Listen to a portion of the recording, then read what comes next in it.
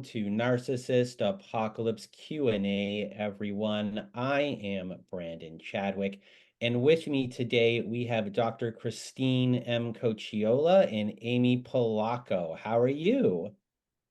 Great. Thanks for having us, Brandon. I love your podcast. Well, thank you for being here, both of you. Today, we're going to be discussing their new book, Framed, which is about women in family court, the family court underworld, which highlights the struggles of mothers facing coercive control and narcissistic abuse. And you'll be able to learn how abusers manipulate the system and why family court often fails to protect victims. And Dr. Christine Cocchiola, she has been on our show many times before, and if you don't remember her, Dr. Cocchiola has been a social justice advocate since the age of 19 as a domestic abuse, sexual assault crisis counselor and a child welfare advocate. She served as a board member of the National Coalition Against Domestic Violence and has actively supported codifying coercive control as the foundation of domestic abuse, writing policy briefs, supporting these efforts, and providing expert testimony at legislative hearings. And Christina's experience as a protective parent, as a clinical expert, as a trauma-trained therapist, a researcher and educator. And Amy Polacko, everyone, who hasn't been on the show before. Amy is an award-winning journalist, investigative reporter, and divorce coach who survived a narcissist nightmare. After her own experience, she formed Freedom Warrior Coaching to become the guide she wished she had. And Amy earned a master's degree from Columbia University School of Journalism and was part of the Pulitzer Prize-winning reporting team covering the TWA Flight 800 crash for Newsday. She has coached hundreds of women going through divorce and runs a support group and writes for national news outlets about coercive control, domestic abuse, divorce, online dating, and singlehood. Welcome, both of you, to the show. And let's just get started off right away about your book. What is the impetus of this book? Well, I think that there were several things that prompted us to write Framed. Three things, really. I mean, one, we really wanted to validate the experiences of women and protective moms out there who often feel like they are alone. They feel like they're kind of going crazy in this insane world. And our message to them is, you are not alone.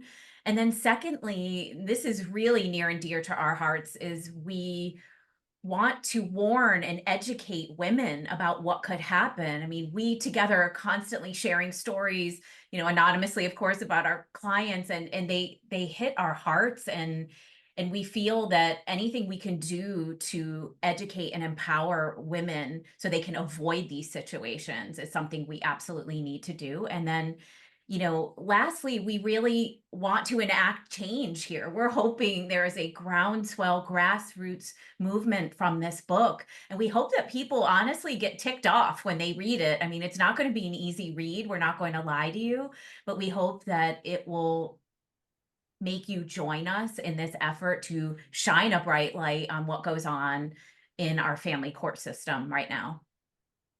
And who is this book written for? So Tina Swithin did our epilogue, and honestly, she says it so well. This book should be a prerequisite for all women. It should be read before marriage, but definitely before divorce or child custody proceedings. And we're honored Dr. Ramani did our foreword, and she wrote, this book will be a wake-up call, taking the concept of coercive control and giving it a face and a name. I think, what we know is that this can happen to anyone. This is not an anomaly. It is an epidemic, and it can happen to anyone. And that even if you are a man and you have loved ones in your life who are embarking on dating or getting married, how important is it to know, as you know, Brandon, these people are charlatans. They don't show up with a sign saying, if you leave me, I'm going to really abuse you really bad. And while you're with me, I'll be abusing you too, but you won't even know it's abuse. And so really hoping to shed light in a place where both men and women and anyone else who doesn't even identify along the binary is really empowered to share this information. So I've been doing my show for 5 years. I've learned a lot in those 5 years. And I've learned a lot from you, Christine, in these 5 years. And I've learned so much from you, Brandon. And, you know, no matter how many times I hear people's stories of what they went through, you know, the aftermath in the family court and using children as pawns within family court to try to get what they want, it becomes at a certain point, you know, it's angering, it's upsetting. And, you know, I only know of this stuff because I do the show. You know, for most regular everyone in society, to them, this is what you see in a movie. This is what you see in a television show, that it's like this drama and all of these things. And people forget that this is real. And a lot of these things are taken and maybe dramatized. But I learned early on that no matter what is the most craziest thing I could think of, sometimes, and a lot of times, that doesn't even come close to the realities of these situations. And the day-to-day that it takes, and you know, the amount of pain that people have to endure to kind of move through all these things and power their way through, and they're not getting support from anyone, is something that you know, more people need to know. And it's like the court system is broken, but social services and all of these things, everything is broken, especially if you're a single mom. So I guess with everything that I said, you know, within the stories, you know, these people have entrusted you with everything. So can you tell us a little bit about their stories? Because to me, stories are the most effective way to get your point across to people that might not be in these situations. So how did you kind of go about it within the book? And I know that was very long-winded in what I just said. Well, I think that you hit the nail on the head. I mean, I'm a storyteller by nature, right? As a journalist, and we can tell you till the cows come home what the red flags are to look for, but there's nothing more powerful than hearing it from the woman herself, you know. So I think, of course, in Framed, we talk about the family court nightmare and the broken system. But I think the most fascinating part is we said to our 22 contributors from around the world, US, Australia, the UK, and Canada, how did you meet him? You know, take us back to that. You know, the first date, the courtship. What did he do? How did he propose? When did you start having kids? And I think it's really revealing. And to your point, Brandon, I think even people who have never experienced this can empathize, right? We've all been in that situation. And I think that our culture tells you, hey, this is the way it's supposed to be. You know, he sweeps you off your feet, right? It's just like one of these movies we watch. And, you know, I think often people say, and then there is this attitude in family court, hey, you married him. It's your problem. You should have known, right? But they don't show up as the devil. They show up as Prince Charming. And so, as you know, but I think we're hoping that readers can definitely empathize with all of the women in this book.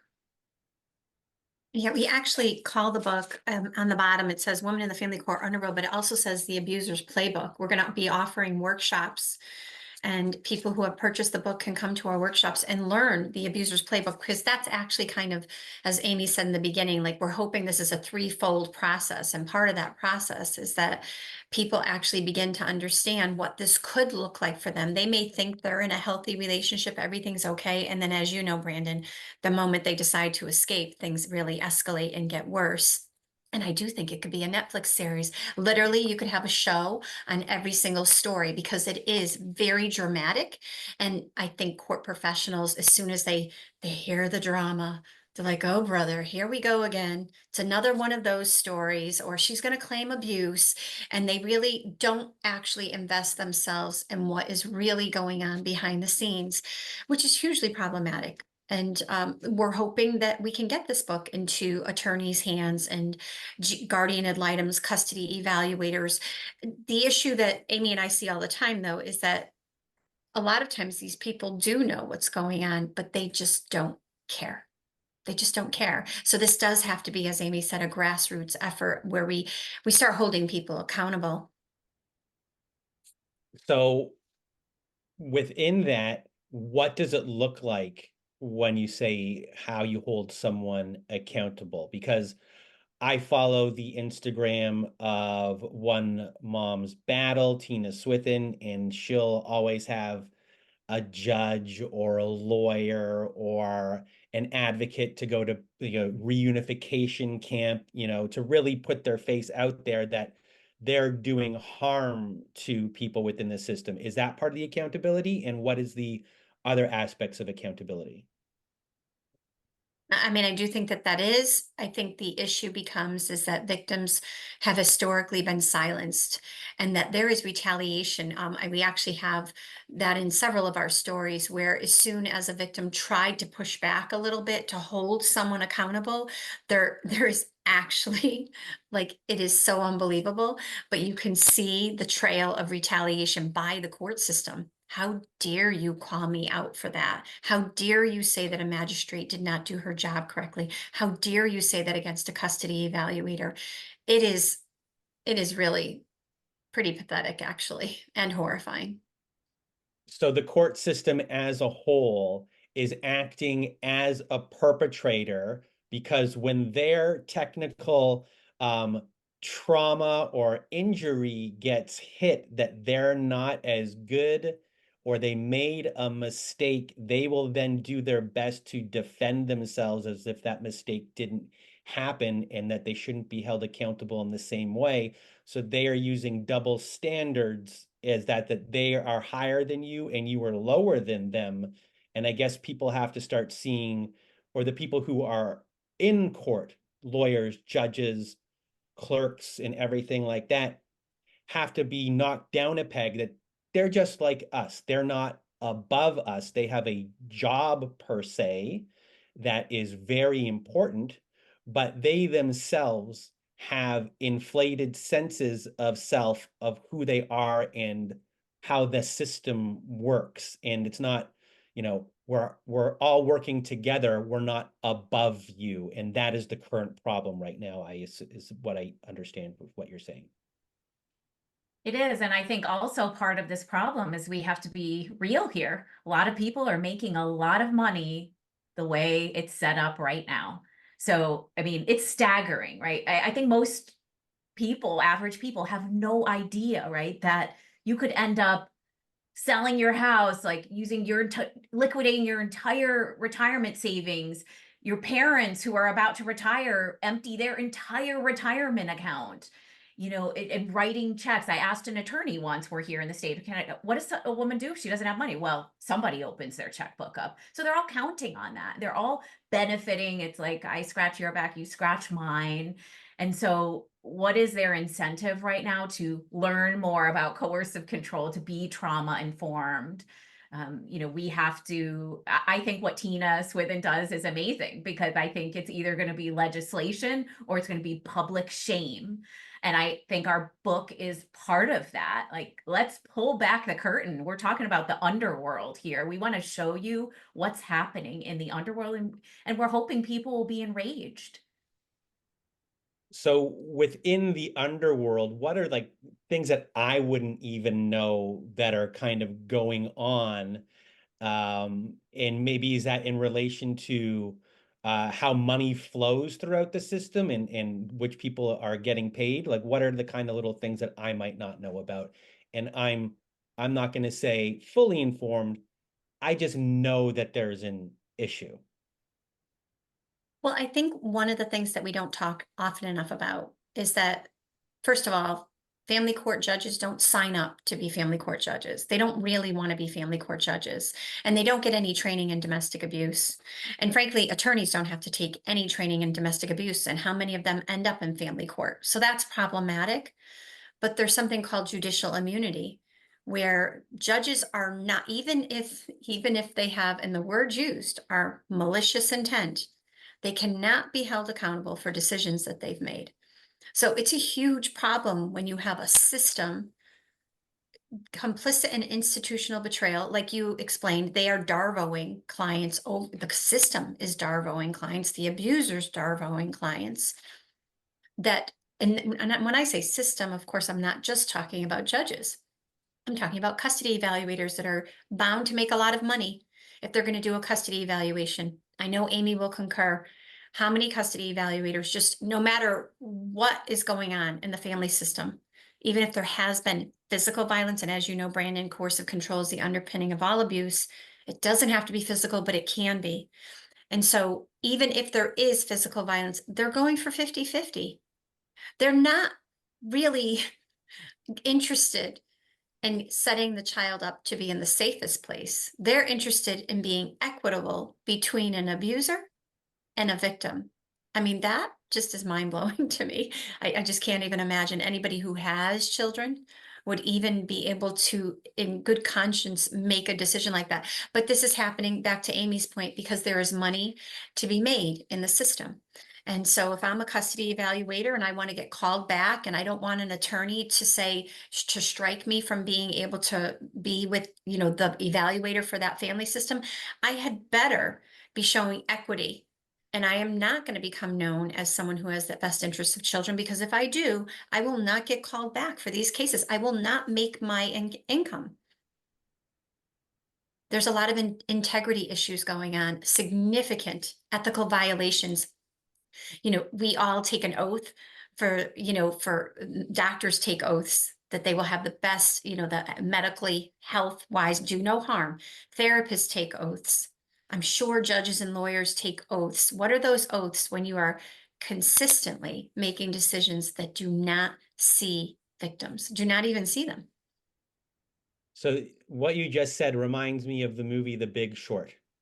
And when they go to the office of Moody's and start asking Moody's question, which is the rating agencies, and the rating agency says, well, if we don't give them the AAA ratings, they're going to take their business down the street. And that is essentially what is happening right here in the court system. And that is a real broken system that needs to be fixed if that is actually, or not actually, that is what is going on.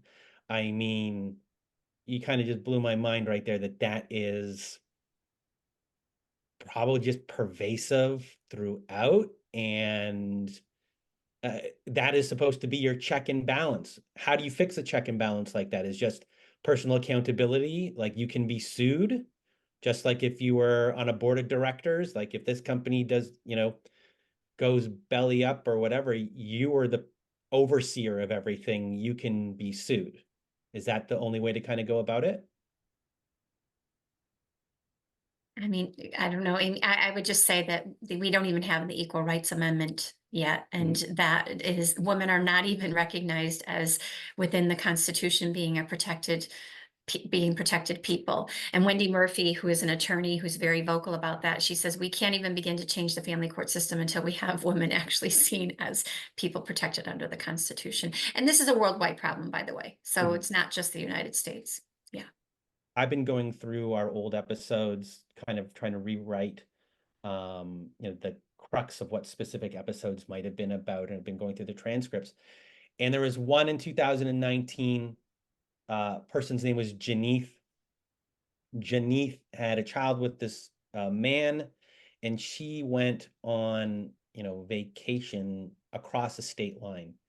And she was then phoned up to the police that she kidnapped their child. And she had their child taken away completely and used as a pawn. And it then became a court battle. And Janeeth was dealing with a judge who was biased and was not listening. And Janeeth's only saving grace was the fact that Janeeth had just finished law school. So Janeeth had all of her own power and knew what to do and didn't have to pay anyone, so she could just pursue. And she hounded you know, the judge until the point where she was able to kind of take it to a superior of that area, and like really got it to the point where she's like, I need this judge removed from this case. And she eventually got the judge removed based upon all of the evidence she compiled. But we're talking about someone who at this point was in a position where she could do it because she didn't have to pay a lawyer a ridiculous amount of money. And she knew the jargon, she knew how to write briefs, she knew how to do everything to sound, which is a big important part of our show, to sound as professional as possible and to do it. And she was relentless until they did it so she could get the outcome that she needed. But that is 0.01% of people. You know, I just want to kind of throw that one out there because it's an issue that, you know, you're talking about here. And this was someone that was able to do it, but it was only because of special circumstances. No one else would have been able to do that or even know to go after the judge. So now with all that being said and me railroading you there, tell us some stories. Well, can I just talk about Yeah. that for a second, Oh yeah, Brandon? go for it. We're thrilled for her, of course, but you hit the nail on the head. That's few and far between. I think we both know cases where I have clients who have tried to do the same thing and it has not turned out well for them. The judge has retaliated, right? And not to get off on a tangent, but many of your listeners may have heard of the Catherine Cassanoff case. I don't know if you're familiar with that. She's a Westchester, New York woman who tragically took her own life an assisted suicide facility in Switzerland last year. So I wrote extensively about her case in Ms. Magazine. She was a bright legal mind who worked for the governor of New York State. And so a lot of people thought, oh, family courts met their match with Catherine Cassanoff, and it didn't turn out that way. So I think it's wonderful when that can work out. But, you know, the average woman doesn't have a law degree, perhaps, right? And doesn't even have those resources. So I think that it's really important to point that out, right? And as your book is called, framed. When you're framed, there's not much you can do about it at that point. The framing has occurred. It's hard to prove that that's not true. Exactly. We see this time and time again that once that narrative about the woman is kind of posited in family court, it is extremely difficult to dismantle it. Like she's up against Goliath here. And so, you know, that's why part of our education and about the abuser's playbook is you've got to be on the offense a little bit. You've got to know their game. You've got to put your story in there before he has the chance to do it. So I'm going to read from a story. It's actually called The Abuser's Playbook, and it's a woman, Michelle, from the United States. And by the way, she's an extremely successful executive who works for a company we would all know in the United States. So the fact that this happened to her, and she's still trying to get divorced. Okay, she has testified in her states that all I want is a divorce, but he has weaponized the system. So this is a little excerpt. One important thing I want all women to know is this. I don't care if he never hit you. If he scares you, gets in your face, or threatens you, it's abuse. If he manipulates you, gaslights you, or isolates you, it's abuse. The reason why I couldn't send Jeremy away is he didn't cross the line. We need to move the line. He'd get in my face, spit, threaten me, pull me places, and lock me in a room. But I didn't have bruises, black eyes, or broken bones, so he wasn't arrested. It's time to move the damn line. I had proof of him locking me in a room, and he should have been arrested. But the police couldn't arrest him because coercive control is not illegal in my state. And if I didn't have an incident of physical violence, there was nothing to report. Jeremy was stalking me, following me with a GPS tracker, but somehow the police believed him when he said, quote, "She's abusing me." In one instance, the police came and took me to their station, where I spent an overnight in jail based on Jeremy's claim that I was on drugs and dangerous to him and the children. My husband waved through the window with a sick smile on his face that said, "I told you so," while they carted me away. He also called the station repeatedly that night, asking if he could pick me up. Every time I tried to leave, he'd call the police and do the same thing. This happened at least 6 times. The scariest part is they often believed him. Yes, Jeremy effectively got multiple restraining orders against me. He did this because I wasn't giving up on wanting a divorce. The message was loud and clear. If you keep pursuing this, I will punish you. And this guy, by the way, said to her, hey, honey, if you drop the whole thing, all this will go away. And he claimed he was being, threatened by her, yet he would show up at her apartment pool complex, and her mother passed away, and he said, oh, let's drop the restraining order so I can come to the funeral. Well, if he was really scared, clearly wouldn't do any of that, right? It's ludicrous.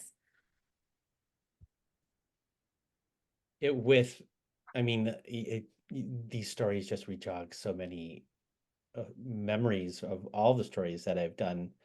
But within a story like that, where she's dealing with all of this, with a specific instance like that, what would you say is the basic couple of things of, like, if she were to go through that process again, what were a couple of things she could have done previous, like to maybe catch certain things, because you're being caught off guard in a lot of times, as far as, is it recording, or is it being, kind of proactive with those kind of things, being like, okay, I know who I'm dealing with. This is the types of things that could happen. I need to start recording everything pretty early on in the moment, no matter what happens, things like that. Yeah, I think that's a great question, especially for this story, because it is all, and that's why we want all women to read this book and come to our Abusers Playbook workshops, even if they're 20 years old and entering the dating scene, right? Is that in her case, and I know her case intimately, Michelle, was a kind person who was going to keep trying in that marriage. And we hear this all the time. I know we both from our clients that she just couldn't wrap her head around that someone could be so deceptive, so duplicitous. And so time and time again, even after she said she wanted a divorce, he said, come to my house, let's talk this through. We don't need attorneys. And she fell for it many times. Those 6 times she was arrested, because she went there just wanting the calm, wanting the peace. I think we all want that, right, at heart. And he tricked her, and so I think women have to be alert to what these predators look like, so it doesn't get to that point, right? Is that if she had known and seen who he truly was, and that quote from Maya Angelou, when someone shows you who they are, believe them the first time, he was capable of doing that over and over again. So I think awareness and education is a huge part of it. And are you going to share another story with us today? Sure, I could share the story of Charlotte. Congrats, you lost custody, is the title. From the very beginning of the divorce proceedings, Mike continually stalled the process and did not comply with court orders. My attorney was forced to file dozens of motions, yet Mike still didn't actually submit his financials and other assets until about 18 months after the divorce. He wouldn't give me access to my belongings in the home, and the threats and intimidation were never ending. He was stalking me and bold enough to let me know that he knew my location all the time. He assumed he was above the law and sent me incessant emails, text messages, and phone calls, making physical threats and telling me that I would lose custody of the children. I filed a police report that resulted in an order of protection. Less than 6 months later, the second police report resulted in our new family court judge pulling that criminal complaint back into the civil court and treating it as part of a high conflict custody battle. He issued a joint restraining order, even though Mike hadn't asked for one. It was obvious this new judge was more interested in protecting Mike than me or the children. I was given a stern warning: if I kept bringing these baseless abuse allegations to his courtroom, he would be forced to severely restrict my contact with the children. Mike refused to sign the final divorce decree for 5 months, and on the same day he signed it, he filed a change in custody. I had 9 witnesses testifying for the children, photographs illustrating the abuse he had wielded on the kids, and all the threatening texts and emails from him. A week after the last day of the 4-day custody trial, Mike was arrested for child endangerment after my oldest child, the favorite, called 911 because her dad was drunk and threatening her and her siblings. When the police arrived at the house, Mike refused to open the door, so they broke his door down. Our family court judge had evidence of this incident, yet still designated Mike as primary parent with school and medical decision-making. I was being punished for trying to protect my children. The judge actually blamed me for Mike's excessive drinking, saying he was understandably stressed by all of the court proceedings. That's I'm pretty speechless with that one. Not that I'm not speechless with all of them, but I mean, we're talking here about the whole entire system, men, misogyny from the top up all the way down. And so, And may I I mean, share something that I probably yeah. should have said at the end? Is that this mom did lose custody. And when she lost custody, the opposing attorney actually posted a certificate on their website that said, "Congrats with her name, you lost custody." A legitimate certificate. So it was making fun of her and demeaning her even more so. I mean, yeah, it's quite mind blowing. But this is, and the thing is, Brandon, is that Amy and I could duplicate these stories a million times over. I'm sure you could with all of your listeners who come on and they tell their stories. Yeah. So, with all of the stories, your book, what is, I guess, your goal? I mean, earlier, right when we began, we talked about we want to change things. So what is the call to action for, this book and people who are going to read your book? What do you want them to do after they've read everything? Is it sharing information with other people, tell them what's going on, or is it lobbying the government or something along those lines? What is the goal here? I think it's all of the above. And a few minutes ago, you were making a point that made me want to mention that, by the way, this affects all of our society, right? Not only are we seeing the children of these families are the ones who are troubled and need help. And, if anyone turns away and thinks this doesn't affect them, think again, because you're paying also for the court system and in your taxes and all of this. So yes, we want people to, get behind the legislation. We mentioned Caden's law, which has been passed, has to be passed in every state. And we were very grateful to have Caden Mancuso's mother, Catherine Sherlock, share her story with us in this book. So we want people to find their local legislators. We give them all sorts of tips in the call for action. Someone who's, been championing domestic abuse causes. Anytime they can share this book on social media, they can buy a few for people they know. That's definitely something they can do. And also, I think there's some great tips for when there's someone in your life. We all know someone going through this. As insulated as you might think you are, someone. I recently went to a domestic abuse panel in a very affluent Connecticut town, and you should have seen the crowd there, right? It's happening everywhere. And it's really a misconception to think that it's not your neighbor or your sister or your mother or your friend. So we need everyone. I think we use the example sometimes of like Mothers Against Drunk Driving, like something like that. That's really, we need a groundswell of all mothers, even if you haven't experienced this. When you hear that about the congrats, you lost custody, how does that not hurt you? It could be you next year or 5 years from now. And I think that's really the message of the book, right, Dr. C? Well, absolutely. And I think the intergenerational trauma is so preventable. If we would just begin to recognize the pathology of abusers and really look at cases when they come before us and say, wait a minute, what is really going on? Because if it's going on with the adult victim, even if it's covert, it is certainly impacting the children in that family system. We know that they're not witnesses of or exposed to domestic abuse, that they are actually experiencing it within their body and psychologically harmed with this experience. And just so you know, Brandon, I mean, these 22 contributors come from a diverse background, and Amy and I wrote notes at the end of every story. So this isn't, I mean, not that it's just stories. The stories are pivoting, just so remarkably horrifying. However, at the end of every story, we also are, referencing research that shows that this is actually accurate. What this mother has relayed to us is not an anomaly, but it is really prevalent. And to your point, and I think Amy mentioned this too, is this idea that we do live in a society where in particular, we know from research, the Saunders study, Bala study, Jaffe study, they all talk about this belief system that family court professionals have, that mothers lie about abuse all of the time, and that there is a hierarchy in society. And frankly, if I'm a judge or I'm a lawyer, then I have a different position in society than that peon victim that keeps showing up in my office or in my, whether it's my office or in the courtroom. And that's a structurally endemic patriarchal problem that harms, as Amy said, everyone, boys and girls, right? I mean, this is not just any, no matter how you identify, it harms. So.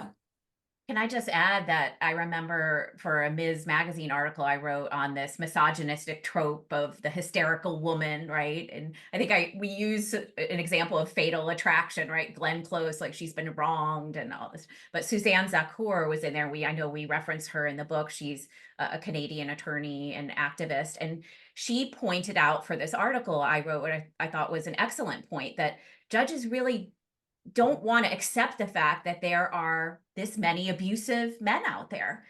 You know, it's like almost like cognitive dissonance. It's easier to believe that the women are liars, hell-bent on revenge and plotting. It's easier for them to stomach that, which I think is accurate. So your book is an important book, and we want everyone to be part of getting your book out there and as far as possible, because we want this to change and we want to get this into the hands of as many people as possible who might not have ever thought of reading this book as a whole. So we need to do something to get it there, propel it. You know, not everyone has $1 million to promote a book. And so everyone in the community today, what we need to happen for this book to really start to move is to get pre-orders done, and to get pre-orders done on a specific day or before a specific day, because, you know, the Amazons of the world, the Barnes and Nobles of the world, if you're in Canada, the Indigos of the world, you know, you can use thrift books as well, but the bigger ones are the ones that people use, and we need to get them to the top, at least on that day, to be, you know, the trending book, so people can really start to talk about it, so we can get this moving. If the book starts moving, maybe we can get more people talking about it, and this can kind of be pushed forward. So, you know, everyone should go to where? narcfreepress.com. narcfreepress.com, everyone. Go there right now. I'm going to do it right after this ends.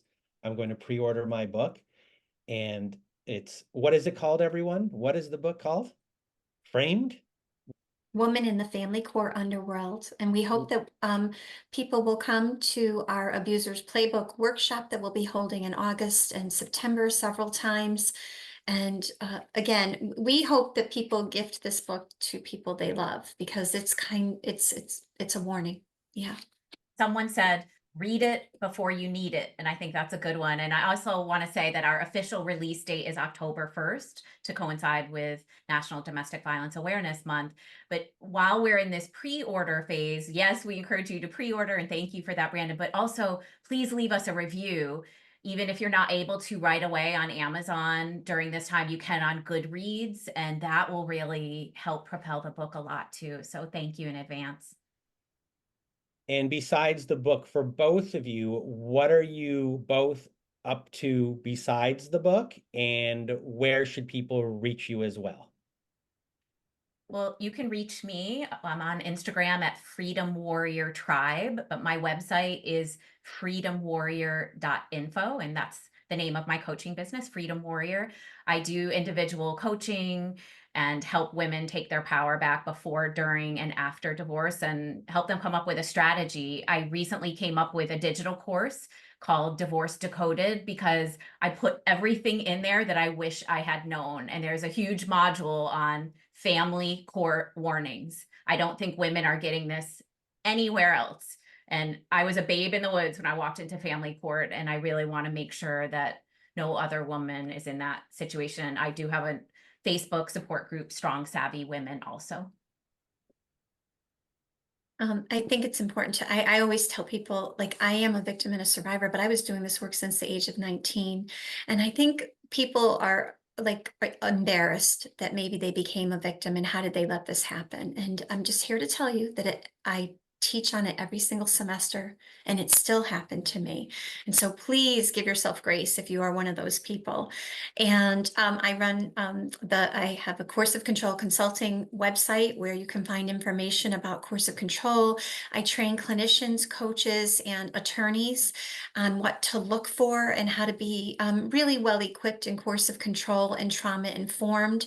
And I have those trainings. And then Dr. Lisa Fontes, who also wrote for our book, she actually put, as an expert witness, I can attest that Cocchiola and Polacko's groundbreaking book sheds light where it is sorely needed. And she does expert witness training for people who are interested in becoming an expert witness. We need more expert witnesses in this world who are doing this work. Lisa's a trailblazer and doing amazing work in that area.